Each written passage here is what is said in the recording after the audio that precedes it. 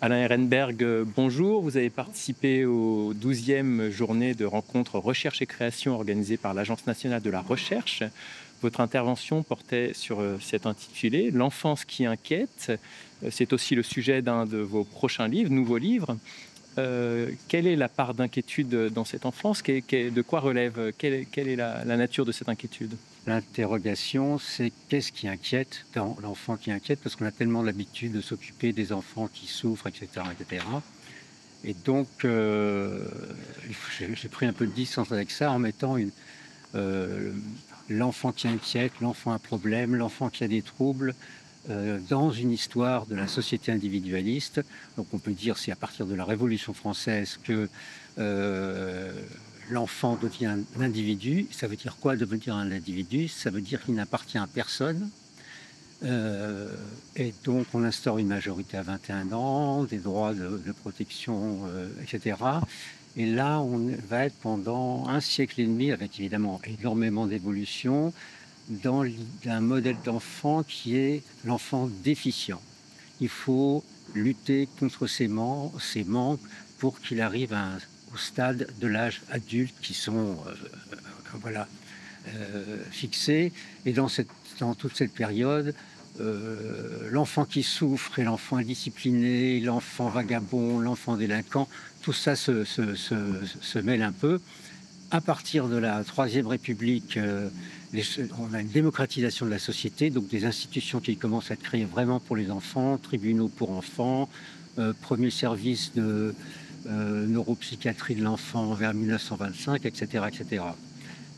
Après, et là, ça commence à évoluer et on entre dans une deuxième période que j'appelle l'enfant individu expressif, entre l'après-guerre et les années 70-80.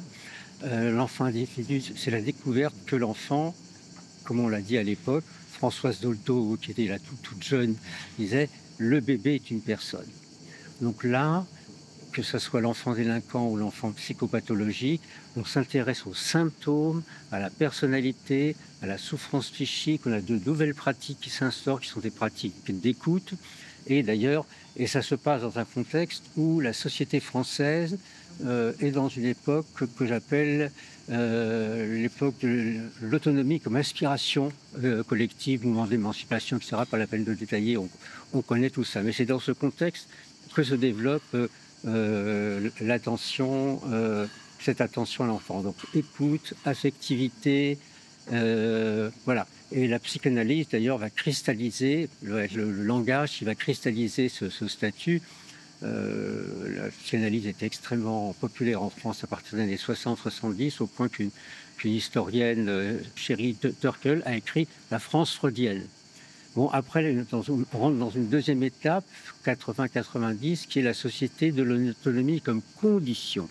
C'est-à-dire que c'est la condition normative. On attend de chacun, aujourd'hui, des capacités d'autonomie individuelle dans la vie. Et là, j'appelle cette période qui est celle de l'enfant acteur.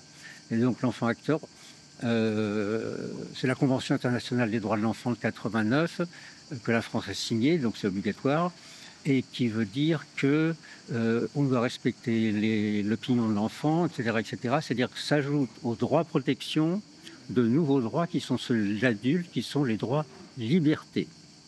Alors tout ça a un coût, puisque du côté de la délinquance, alors qu'avant le délinquant c'était plutôt quelqu'un qui avait des symptômes, et là on réintroduit une responsabilité, la loi change, etc., etc., etc. Et dans ce contexte, il y a aussi une reconfiguration de l'approche des pathologies, plutôt en termes neuropathologiques, jusqu'à ce que vers 2019-2020, la Haute Autorité de Santé ne parle plus de troubles psychiques, mais de troubles du neurodéveloppement.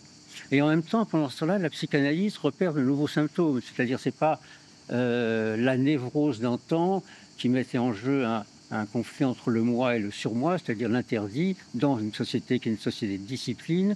Dans la société de l'autonomie, on constate de nouvelles pathologies, les pathologies narcissiques, qui sont plutôt liées à un conflit entre le moi et l'idéal du moi, c'est-à-dire l'idéal de ce que l'on voudrait être, et cet idéal invite en même temps à l'action. Donc voilà, on a à peu près tous ces changements qu'on peut repérer très succinctement. Dans ce contexte émerge une nouvelle notion qui est celle de la santé mentale. Alors, de quoi s'agit-il et en quelle mesure est-elle le reflet de notre époque? Alors, la santé mentale, c'est en gros, se développe à partir des années 90.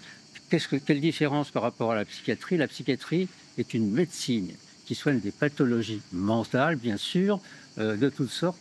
La santé mentale, c'est une extension à toute une série d'autres troubles de la socialité. Et bon, il y a une dimension lutte contre la souffrance psychique, dimension, disons, négative, mais il y a une dimension positive qu'on appelle la santé mentale positive et la nécessité de développer, ça c'est un concept qui est partout aujourd'hui, les compétences psychosociales ou les compétences de savoir-être, que ce soit d'ailleurs des enfants et des adultes, parce que ces compétences, qui est votre potentiel, qu'il faut développer, permet de se protéger de la souffrance psychique et de vivre à peu près correctement dans une société où les normes d'autonomie individuelle exigent quand même un petit degré d'autocontrôle émotionnel et d'expression des émotions qu'on n'avait pas dans la société de Freud, de la discipline décrite par Foucault, de l'obéissance mécanique, etc. Comment cette histoire de l'émergence de l'enfant acteur, chargé d'un idéal d'autonomie, s'inscrit-elle dans vos travaux plus généralement sur les grandes mutations de l'individualisme? C'est-à-dire, ça s'inscrit j'ai fait plusieurs ouvrages sur l'histoire des sociétés individualistes et aussi en quoi ces sociétés sont de vraies sociétés par rapport aux représentations qu'on a, repli sur le privé, etc. Donc, j'ai essayé de décrire dans plusieurs livres, notamment dans mon livre sur la dépression, en quoi ces attentes se concrétisaient de manière personnelle par ce type de tension morale. Et au fond, je dirais que la santé mentale, problème de santé publique majeur, comme tout le monde le sait aujourd'hui depuis un certain temps, est aussi un langage qui permet de formuler les tensions morales de cette société de l'autonomie normative et d'agir sur elle par des pratiques multiples de psychothérapie, de remédiation cognitive, d'entraînement divers, etc. D'accompagnement, disons, dans laquelle les psychothérapies occupent une place importante, mais il y a beaucoup d'autres pratiques aussi d'accompagnement. Quelle est la part de création dans la recherche?